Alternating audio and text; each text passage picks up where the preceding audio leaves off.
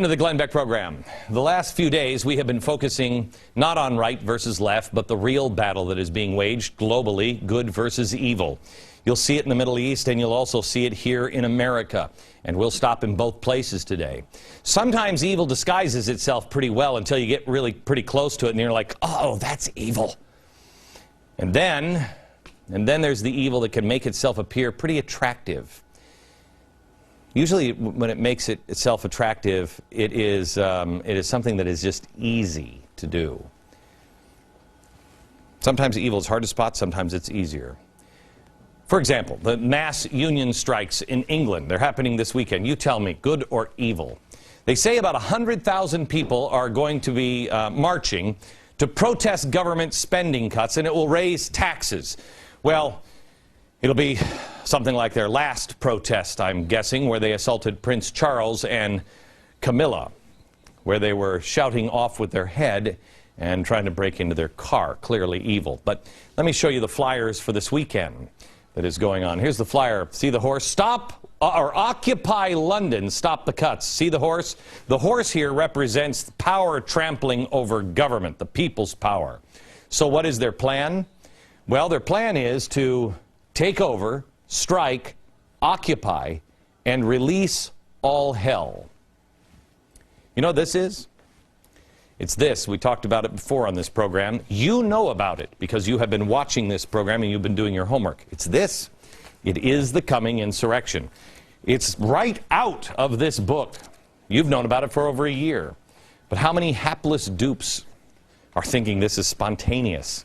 Who think that, yeah, they are cutting taxes for the rich, and they are cutting programs. You're being played. Now, one other thing. I'm not a biblical scholar or anything, but I am a thinker. I'm thinking that release all hell probably falls on this chalkboard.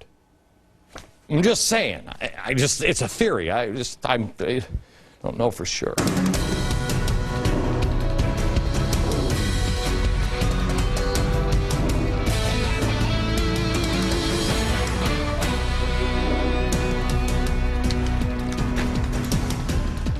Hello, America. Gaddafi today. The Pentagon and a war report we told you about, an exercise they were running. We'll tell you about in just a few minutes. It's playing a role sooner than we thought. Even though you knew that it was going to happen, somehow it's still shocking, isn't it, that virtually no major media outlet digging deeper into the story that we had an exclusive uncovering of yesterday. It is hard to imagine how people can ignore one of the most influential leaders in the union movement who is actively plotting to collapse the United States stock market and cause another financial crisis intentionally. I am happy to report tonight that at least one congressman is on it. Now, this one, there's more congressmen, I understand, that is on it. This one has the job done. It is a letter to Eric Holder demanding to know what the DOJ will do about it. And if they don't do anything about it, Congress, the Committee of Oversight and Government Reform, is the principal oversight committee of the House of Representatives and may at any time investigate any matter.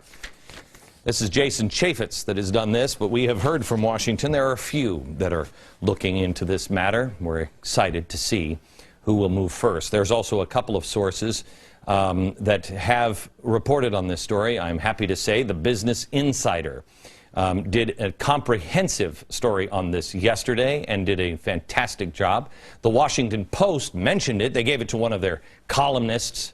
That's where I would cover an economic terrorist attack with a columnist, one of their left-leaning writers. And I have to say this, at least he was honest. He talked about the guy we played for you yesterday, and we'll play again here in just a minute, Stephen Lerner, who is the SEIU guy. This article says about Lerner, he is one of the smartest organizers, if not the smartest organizer, working in the labor movement right now. A month or two ago, when I began asking around for forward-looking labor thinkers who could give me some ideas for where the labor should go after Wisconsin, he was the first name I was given, even though he's no longer actually employed by his union. Not sure that's true. The article went on to say that there was much to fear in Lerner's plan to trigger another financial crisis. But he also said, but there's a fair amount of it that I like. And as I think I may have told you yesterday, that will happen. A lot of people are going to agree with what Lerner says, which is essentially that the regular Joe is being screwed over by the big banks. You know what? Not here to debate that. Wait until you see the show on the Fed on Friday. Banks have a lot to answer for. We put those people in jail if we would ever pursue them. But I want you to understand who this guy is, Lerner. This guy pressured this administration to nominate Elizabeth Warren to run the Consumer Financial Protection Bureau. This is the one that oversees the Wall Street reform bill. But it's also, she also is going to be your protector. She's going to watch out, make sure nobody screws you at all. It's an office of the Fed, so she doesn't really have any oversight. In fact, Lerner not only pressured this administration to get her in, he also, here he is on the 7th of December, visiting her at the Treasury Department to meet about the implementation of the financial reform bill. Now, let me ask you this. Lerner pressured the administration to nominate Elizabeth Warren, so we know that the White House knows who he is, and he has contacts in the White House, because he's also visited the White House at least 4 times. He has enough juice to get his nominee pushed through. We know that he met with her in December at the Treasury Department. So the White House knows who he is, don't they? I mean, is it conceivable that they don't? I mean, look. What else doesn't the White House know? 4 visits to the White House, pressure the White House to nominate, visit at the Treasury. One of, if not the most important labor leaders in the country, and he's plotting economic terrorism. They might not know that last one, you know, because they didn't know Van Jones was a 9/11 truther, you know. I mean, should we expect the White House to distance themselves for Lerner since, you know, he's plotting economic terrorism? I don't know. Maybe we should tell them that he's a 9/11 truther. Maybe then they'll distance themselves. Let me ask this. Who's letting people into the White House? We had the 9/11 truther, who I point out a bigger problem was he was a communist. And now we got a guy who's plotting economic terrorism. Who else is going through the doors of the White House? Then again, the New York Times hasn't written about this story yet. So maybe the White House doesn't know about it, and neither do any of the readers. Boy, will they be in shock when they learn the truth about Lerner someday. I hope it's not too late. Maybe more and more people should watch this show. We know that Stephen Lerner is influencing reform and how it works in the banks in our country. Does Elizabeth Warren know about his economic terrorism? She seems like a nice lady. We may not get any information from her either, since her office is technically part of the Fed, and they're never, ever secretive at all. They are totally wide open. You know, just another one of those transparency things Obama's so high on. Anyway, for argument's sake, let's just say that the banks are to blame for everything. Let's say Stephen Lerner is right. Every problem we had was because of bad corporations and banks. And the problem we're facing right now, all caused by them. Well, what did they do that was wrong? Well, they had some slippery practices, that's for sure. They were making up CDOs and things like that that nobody, even Alan Greenspan, didn't even know. True. Are they guiltless? Not at all. Should people go to jail? You betcha. Will they? Not under the last administration, and not under this administration. But the main thing they did to collapse our economy is they loaned people money that could not afford them. This is the housing collapse. People who had a horrible credit history or shouldn't have been getting a loan in the first place. Now, why did they do that? Well, because of groups like this, Acorn. Acorn was out protesting that these racist banks wouldn't give loans to minorities or to poor people. So they were pressuring the banks, but they didn't do it alone.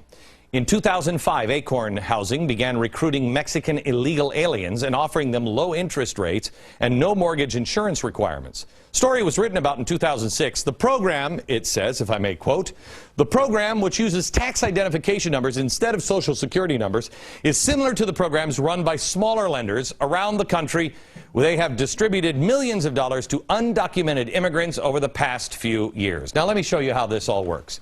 This is what happened. We were convinced by George Bush and everybody else that the American dream was to have a house. That was the dream.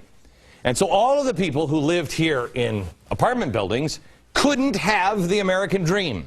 Some of them because they had bad credit or didn't have jobs that would allow them to afford houses. Did you remember how expensive houses used to be? Oh, those days aren't coming back. Anyway, they didn't get a house, so they couldn't have a part of the American dream because of the big evil bank. I should put horns on the big evil bank. They wouldn't loan these people any money. So what happened? The unions and acorns, you know, with their baseball bats, along with the permission and the blessings of the beautiful, beautiful people in Washington, they said, yeah, we'll back you up. These banks should give these loans to people who can't afford them. So they started getting little houses too that they couldn't afford. But they couldn't pay the big evil bank back when things got tough because there is no pot of gold. At the end of the rainbow, there is nothing. And so what happened? The crash. Got it? The American dream, which is not owning a house, the American dream, some people couldn't have it. They went to the unions and acorn and politicians to pressure the banks, which equals a crash. I don't think this story is right. I think there's another story.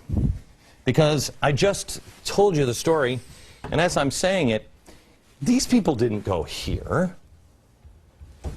These people, the unions,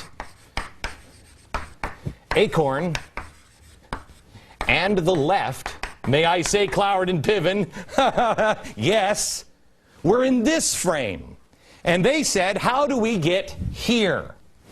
Well, we define the American dream as owning a house, and we find people who are really upset, not now, but after we go and visit them like little angels here and say, oh, you don't have the American dream, it's because of them. We can get the politicians because also we have, I'm going to just call them Washington dirtbags. Washington dirtbags, unions, acorn, the left, wanted to crash, wanted power, wanted to transform the system. And so they take these people, stir them up, tell them it's the American dream. They get the banks to loan the money. Crash. Now, that is what happened to the housing market. That's what caused the last problem. Now, the debate is how to fix the problem. Well, we did TARP. But now everybody's complaining that the banks, who's saying this? These guys. The banks have all of our money that they took from these people and gave to these people, which these people gave to these people. And these people are going to save us.